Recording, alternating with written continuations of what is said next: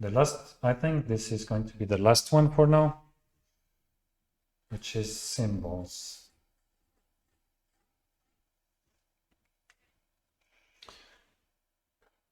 A symbol is an abstraction.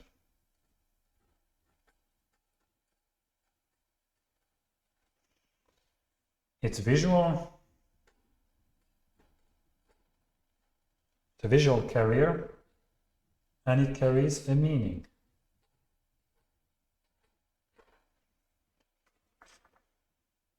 For example, going back to this, a circle and a dot, it's an eye. But it's a carrier, it's not a drawing. I mean, it's a drawing of an eye, yes, but it's not a realistic. If you guys show up in the morning with these eyes like literally slapped on your face, we have a problem. Unless you live in Springfield, then it should be okay. But in real life, eyes have form, and they don't shine, and they don't have a dot in the middle.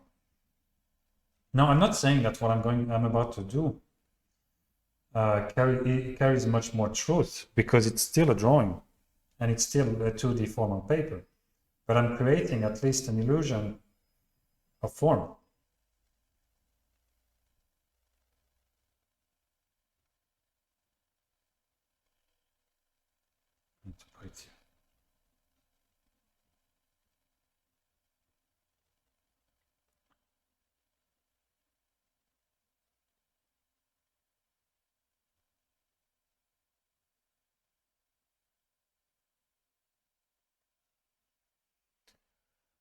Now we have an eye.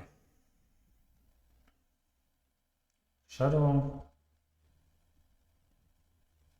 light. It's a bit extreme with my lines. It's a bit too structural this time. Just wanted to shade here.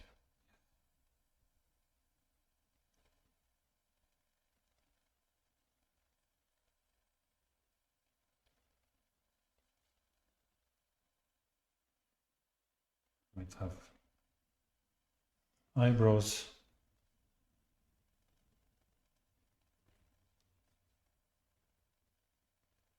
Eyelashes, sorry.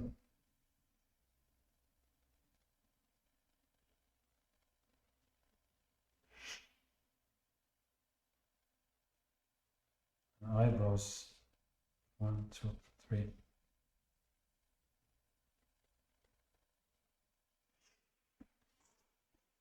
Now we have an eye, and it's not an abstraction. It's a representation. It doesn't mean that this is not more true than this one in the grand scheme of things. We are still just, that's carbon on paper. That's ink on paper. It's kind of the same thing. But this one, you read visually. This is not a symbol of an eye. If I put that on a flag, it would look very weird, because this reads a bit, this has like light and shadow information. I know that the light is here, even have a bit more information about that. So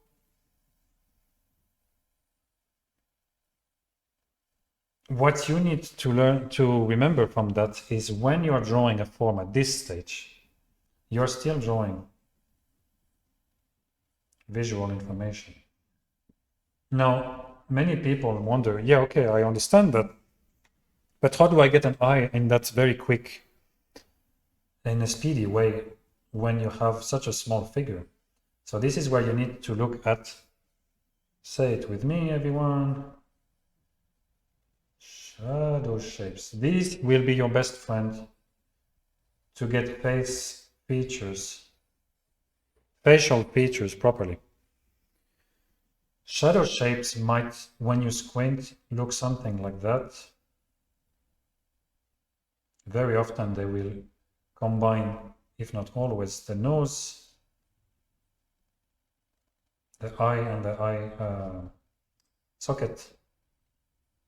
So this is not the nose, this is the shadow of the nose. And if I have this, most likely I will have something like that. Snap.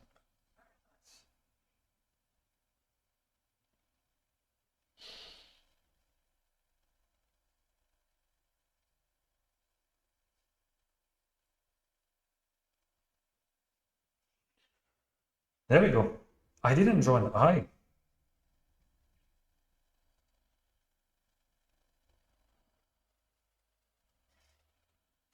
Still didn't draw an eye here.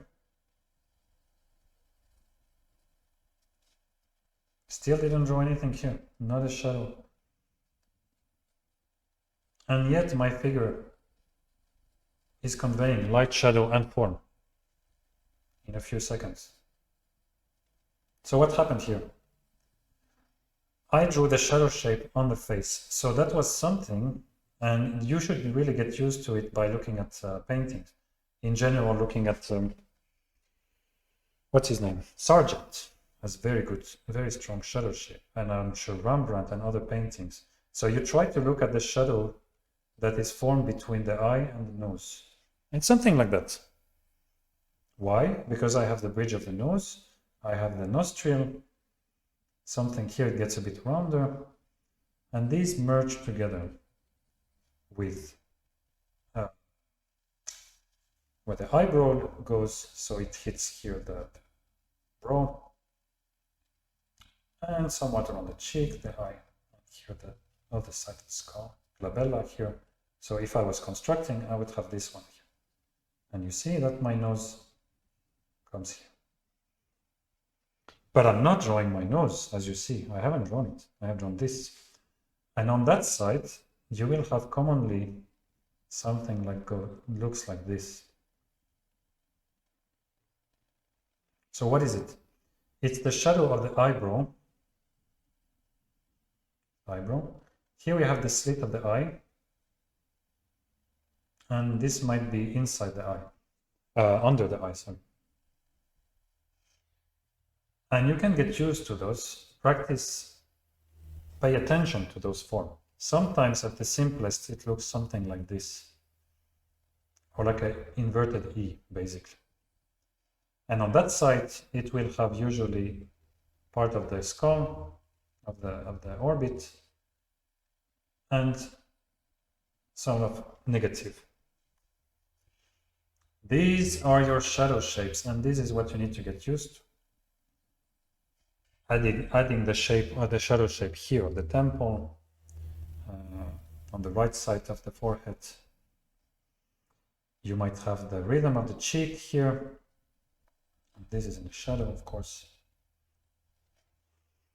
So we are not going in detail with those shadow shapes right now. You can see, yeah.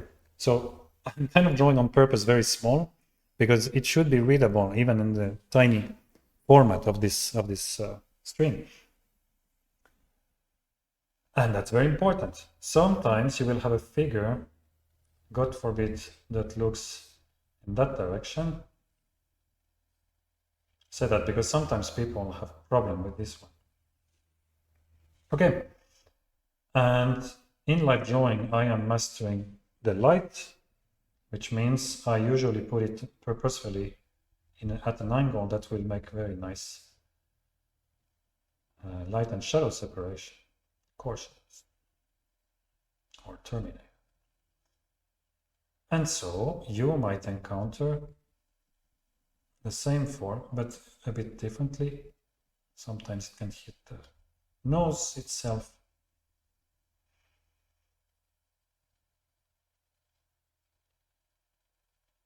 And if you're lucky, usually the ear might hit also. 3/4 with a strong light. I am not drawing the eyes. I am drawing this completely absurd or seemingly absurd shadow shape. And I'm going to draw the one that goes also under his chin. So we have something like that.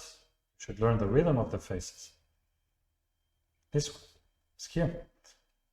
Now we have a 3/4 view, which means I can have, depending on the nose, depending on the figure, the exact size. But we find this again.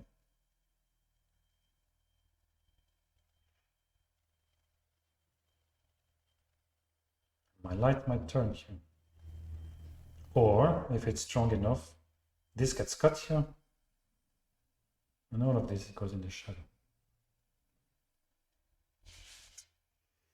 See? And again, I don't have a nose, I don't have an eye. I have a shadow shape. That's where things come in handy. And that's what you should be using for small scale. It also, if you're really paying attention, shows you a bit of anatomy at the same time. You understand where the socket goes, you understand where it should go, and the more you do it, the more you get used to it. When we are getting in smaller detail, we start to go there. But here is to go back to this very same one. If I have to simplify my shadow shape, I did something like this.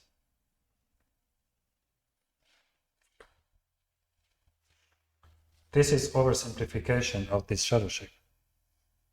And so if I didn't have time to draw all this, I would go around, do this, and call it a day. Yes, so this is pretty much your best bet to avoid symbols. Because when people have the last minute, this is what happens.